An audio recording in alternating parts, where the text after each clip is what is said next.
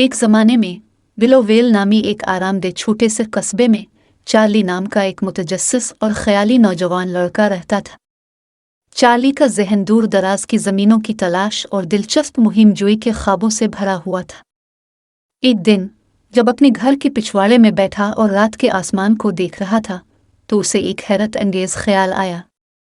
वो चांद के जादुई सफ़र पर निकलेगा। चार्ली तेजी से अपने घर के अंदर गया और अपने कमरे में घुसकर अपने चंद पसंदीदा खिलौने और किताबें इकट्ठी की। उसने इन सब को एक छोटे से बैग में पैक किया, अपनी कमरे मुहिम को हर मुमकिन हद तक खुशगवार बनाने का अज़्म किया।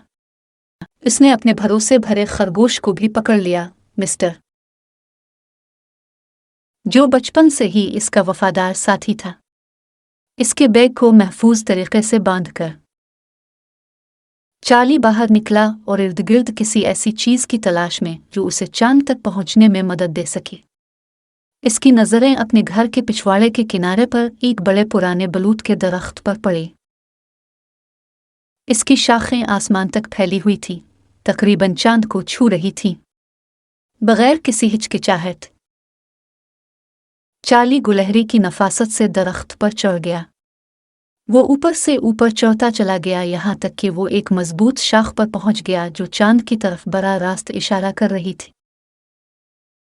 जैसे ही इसने इस पर कदम रखा, जादू की एक लहर उसके जिस्म में फैल गई और शाख चार्ली को आसमान में चांदी के मदार की तरफ लेकर आहिस्ता से उठने लगी। जैसे ही वो चढ़ा, चार्ली का जोश बढ़ गया। इसने चमकते हुए सितारों को देखा और नीचे की दुनिया को आहिस्ता आहिस्ता रोशनियों के मोज़ेक में तब्दील होते देखा। चांद अपनी हल्की पुरस्रार चमक के साथ हर गुजरते लम्हे के साथ मजीद नुमायां होता गया। इससे पहले कि चार्ली ये जानता, वो चांद की सतह पर नरमी से उतरा। शाख से उतरते ही इसने दिलकश नज़ारे लिए। इसके अर्द गिर्द बिखरे हुए मुख्तलिफ इश्काल और साइज़ के चांद की चट्टानें और कशिश शक्ल की अदम मौजूदगी ने इसकी हरकत को हल्का और तैरता हुआ महसूस किया। ये वाकई एक जादुई तजर्बा था। मज़ीद मुहिम जोई करते हुए चार्ली ने गढ़ों के दरमियान बसा हुआ एक अजीब सा चांदी गांव दरियाफ्त किया। गांव में चांद की दोस्ताना मखलूक आबाद थी, जिन्होंने चार्ली का खुले आम इस्तकबाल किया। इनके लंबे पतले जिस्म और चमकती हुई चांदी की जल्द थी जो चांद की रोशनी में नरमी से चमकती थी। उनके पास मौसीकी के लहजे की ज़बान थी, लेकिन चार्ली की वाज़े तख़य्युल ने उसे आसानी से उनके साथ बातचीत करने की इजाज़त दी।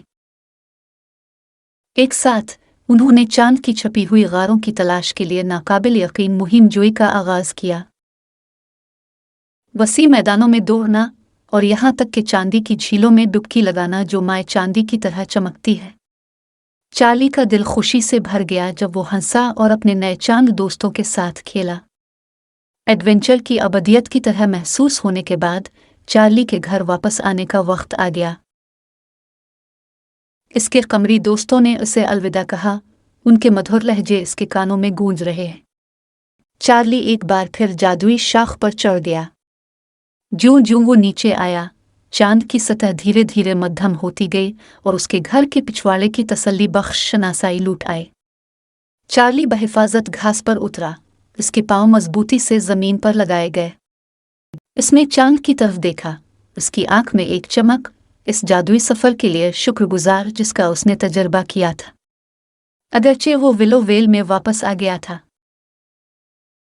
चार्ली जानता था कि इसके चांद के फरार की यादें हमेशा उसके साथ रहेंगी। इस दिन से आगे चार्ली के ख्वाब और तख़य्युल और भी बुलंदियों पर पहुंच गए।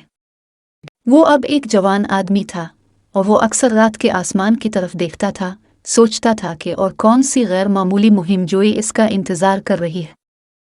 और जैसे जैसे वो बड़ा होता गया, वो चार्ली के चांद के जादुई सफ़र को बड़े शौक से याद करता, एक ऐसी कहानी जिसने इसे याद दिलाया कि अगर आप ख्वाब देखने की हिम्मत करें और अपने अंदर मौजूद जादू पर यकीन रखें तो कुछ भी मुमकिन है।